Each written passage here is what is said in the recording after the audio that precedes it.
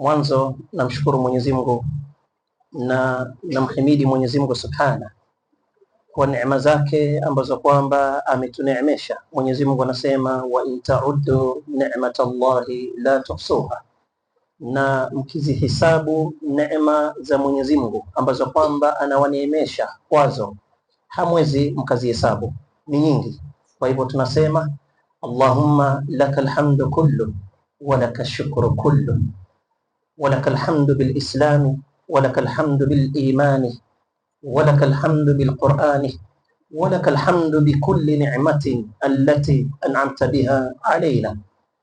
Na vile vile namtakia rahma na amani role model wetu, kiongozi wetu, mbora wa viumbe, mtume wetu Muhammad sallallahu alayhi wasallam.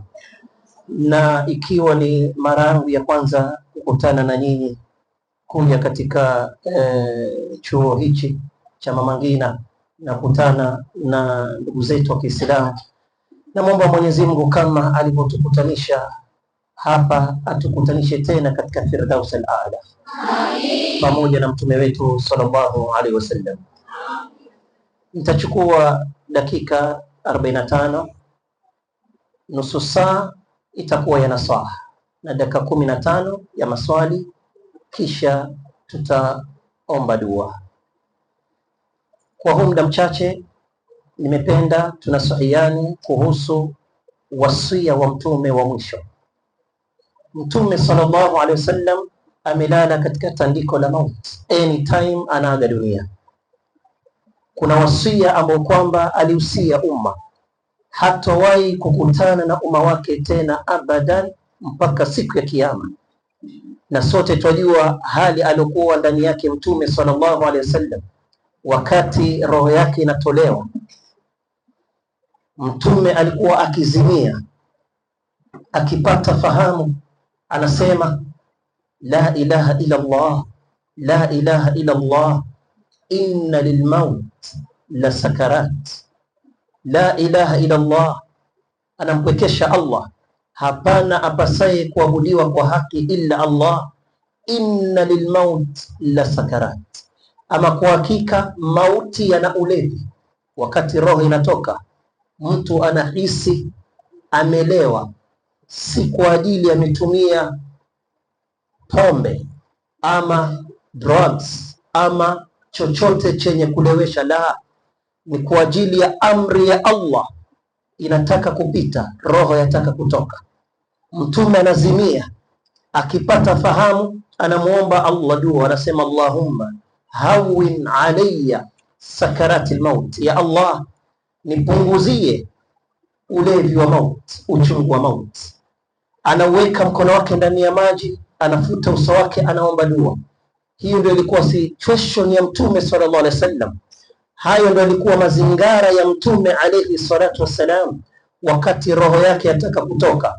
Wakati huo mtume anahusia, ni kama baba ndani ya nyumba anataka kuaga dunia, watoto wamemzingira kwenye kitanda chake, anahusia watoto wake kabla hajafa. Naam, jambo kama hilo mtume alihusia jambo gani? Wakati mtume roho inatoka na hali nzito anayoipata, ananyanyua sauti, anahusia umma wake, anawambia as-salah as-salah wama malakat aymanukum, umma wangu shikamaneni na swala, shikamaneni na swala, shikamaneni na swala na wale ambao kwamba imemiliki mikono yao. Kila mmoja arejee kwa nafsi yake, ajipime yeye na wasia wa mtume ni wapi na wapi. Mtume amekuhusia swala, je, wewe na wasia wa mtume ni wapi na wapi?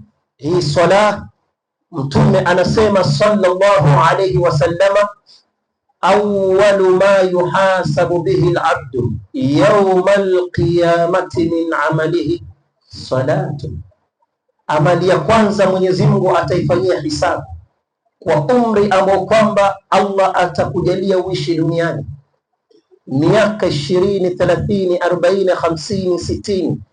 Matendo yote ambayo kwamba utayafanya katika umri wako, sala, zaka, Ramadhan, haji yote utakayofanya, anasema Mtume sallallahu alayhi wasallam, awwalu ma yuhasabu bihi al-abdu, amali ya kwanza Mwenyezi Mungu atafanyia hisabu siku ya Kiyama kwa matendo yote utakayofanya ni swala.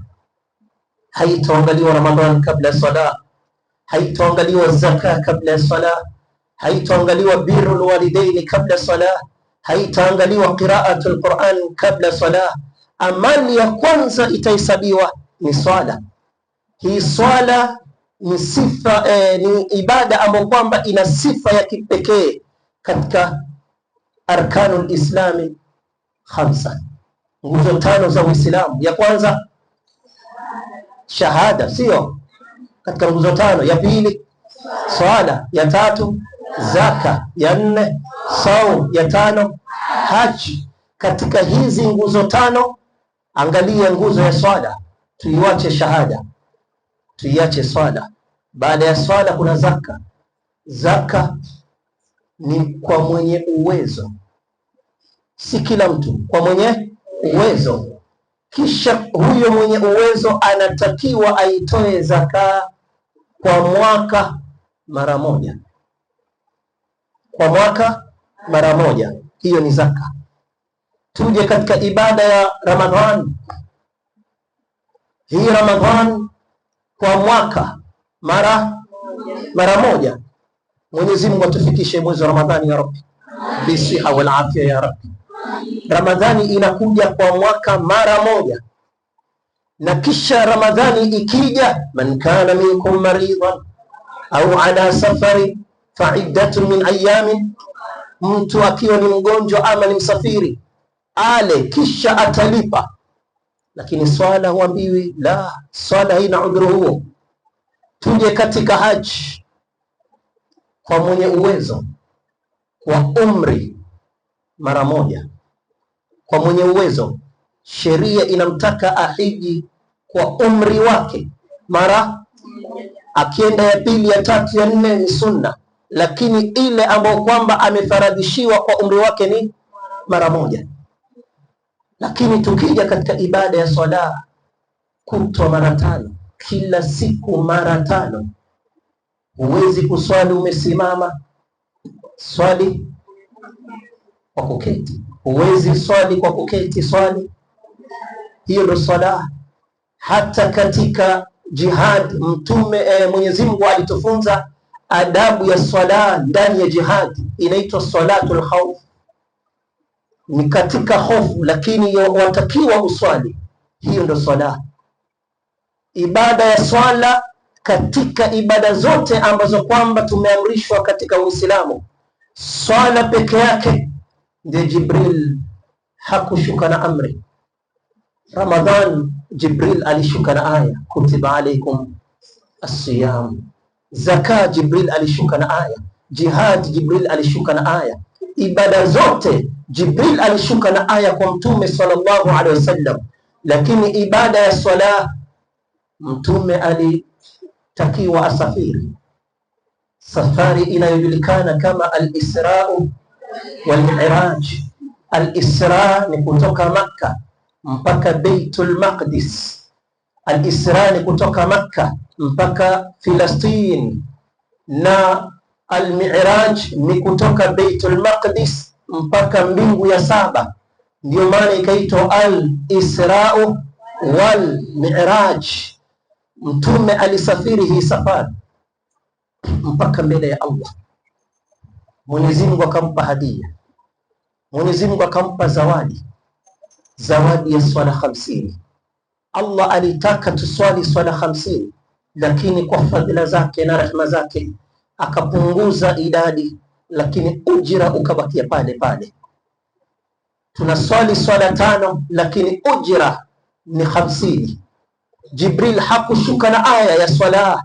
Mtume sallallahu alaihi wasallam alitakiwa awe ni mwenye kusafiri hii safari mpaka mbele ya Allah, kisha Mwenyezi Mungu akawa ni mwenye kumkabidhi hii ibada ya swala.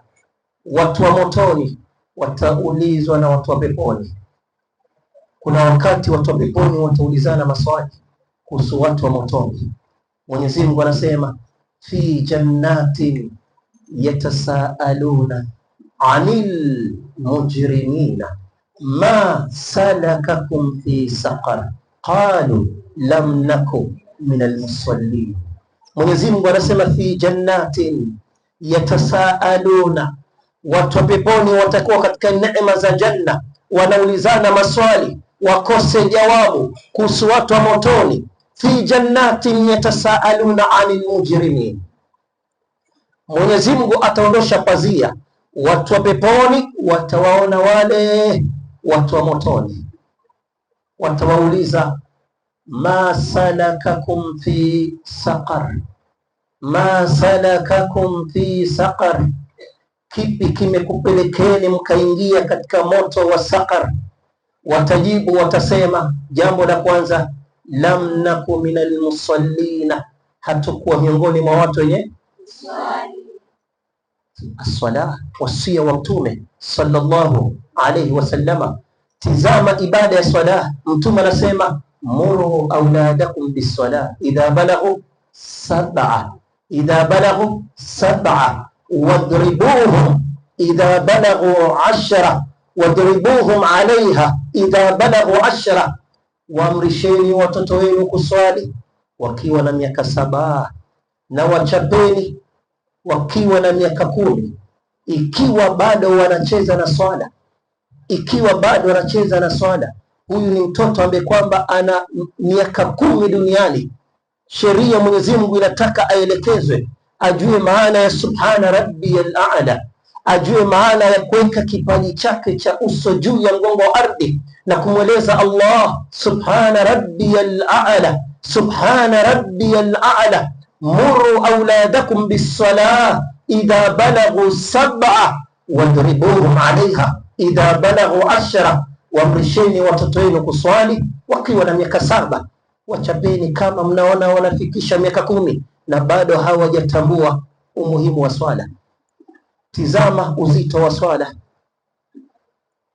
Wanazuoni walitofautiana, nasema wanazuoni, si Abu Qatada, la, wanazuoni kibarul ulama, wanazuoni wakubwa walitofautiana nini hukumu ya tariku sala, nini hukumu ya huyu ambaye kwamba ana kibri na Allah, hataki kuweka kipaji chake cha uso juu ya mgongo wa ardhi na kumtakasa Mwenyezi Mungu Subhanahu. Nini hukumu yake?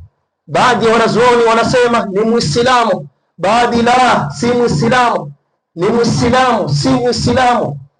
Uoni ni pahala pa hatari Muislamu kubakia, pahala ambapo wanazuoni wametofautiana huyu hukumu yake ni nini. Kuna wale ambao kwamba walifikiria kusema akifa hatumswalii. Kwa faida gani? Na mwenyewe hakujitangulizia amali ya swala mbele ya Allah, wala hatumkoshi, wala hatumkafiri, wala hatumswalii, wala hatumziki katika maziara ya Waislamu, kwa sababu kila tunapoingia katika maziara ya Waislamu tunawaombea dua, assalamu alaikum ya ahla diyar min almu'minina walmuslimin antum min almustaqdimin wa nahnu min almustaakhirin wa nahnu bikum lahiquna insha Allah. Wakasema hafai kuzikwa katika maziara ya Waislamu, tutachimbia shimo tutoe, kama asianze kututolea harufu baada ya siku 2-3. Naam, kuna wanazuoni walifikiria katika msimamo kama huo. Kwa nani? Kwa mtu anayejulikana kama tariku salah, mtu ambaye kwamba ana kibri na Allah, Allah ambaye kwamba amempa riziki, alladhi khalaqaka fasawwaka fa'adalak fi ayi suratin ma sha'a rakabak. Allah ambaye kwamba wama bikum min ni'matin famin Allah, neema zote ambazo kwamba unazo zinatoka kwa Allah. Nani alokupa macho? Ni Allah. Nani alokupa masikio? Ni Allah. Nani ambaye kwamba amekupa afya? Ni Allah. Mkihesabu neema za Allah hamwezi mkazihesabu. Mwenyezi Mungu hataki tumlipe, Mwenyezi Mungu hataki lolote kutoka kwetu. Wama khalaqtul jinna wal insa illa liya'budun ma uridu minhum min rizqin wama uridu an yut'imun inna Allaha huwa ar-razzaqu dhul quwwati al-matin. Mwenyezi Mungu hataki chochote, anataka tuwe ni wenye kumsujudia na tumpwekeshe na tumwabudu juu ya mgongo wa ardhi. Na hata tukimwabudu Mwenyezi Mungu hana faida na swala yangu na swala yako.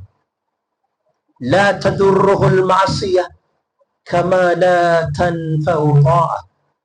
Lau sote duniani tutamwasi Allah, Mwenyezi Mungu hadhuriki, na lau sote duniani tutamwabudu Allah, Mwenyezi Mungu hana faida na ibada zetu.